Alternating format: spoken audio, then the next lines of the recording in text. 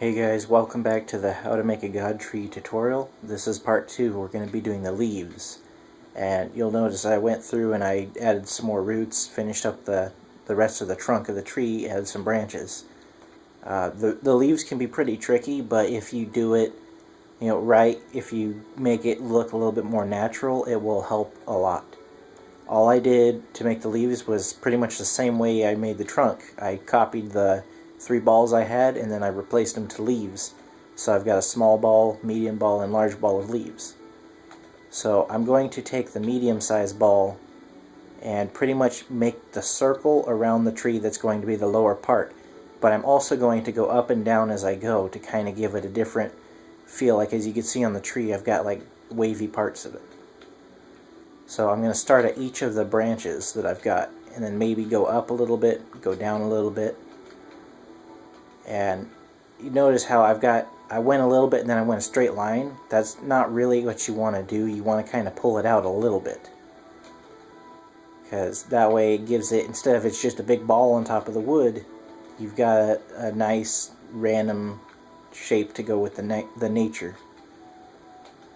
Maybe pull it out a little bit and then bring it just suddenly back in.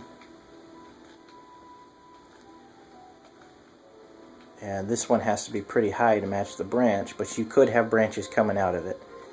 And as you can see, I've got the leaves going here and then it just shoots up, so I'm going to kind of cover the outside of this a little bit. Because that way it will make it a little bit more lined up with the rest of the tree. And it's doing that again. Also on the branches, feel free to like paste a little bit of trees, like a little bit of leaves inside of the wood. It will help it kind of look like it's growing there, but right here I kind of messed up. I pushed right trigger and up on the D-pad to paste it, but if you push up on the D-pad and left trigger, it will keep all the blocks that were already there, like all the woods behind the leaves, and it just pastes around it. So that will help you for the leaves. But up here you could paste and merge and it'll actually help thin out the branches a little bit. And I'm only going to do half the tree because otherwise it'll take a pretty long time, but as you can see I've got kind of the generic bottom row shape of it. And then the next thing you want to do is kind of go do the vertical parts of it, which we're just going to arc up. So I want to find the height that I want to go with. So I might go with the height being like maybe here or something. Yeah, that looks about good. And then I'm going to arc this way up, over, and down. So to get that height, I don't want it to be like a steep one, so I got to kind of round it out a bit. So I might actually have it go in a little bit, come up, and then go out just a bit so it looks like, okay, maybe it's a little bit bushier up at the top. And I'm going to push it around because I pushed it sideways because that way this part can be a little bit lower and I still have the shape that I want to get. And you're just going to do the same thing on the other side. You can bring some leaves out if you want, where they're not actually connected to anything, because I mean it's a tree, it's got little tiny branches, but we don't actually have to build those. I might make this side go out too to get the height just right. Now after I've got the kind of shape I want for the tree, I'm going to do the same thing going the other way. So instead of going east and west, now I'm going north and south. And maybe this side of the tree is a little bit higher so it doesn't actually have the indent in the middle of it. And then once I connect that, you would do the same to the other side, but since I'm doing half the tree, I'm not.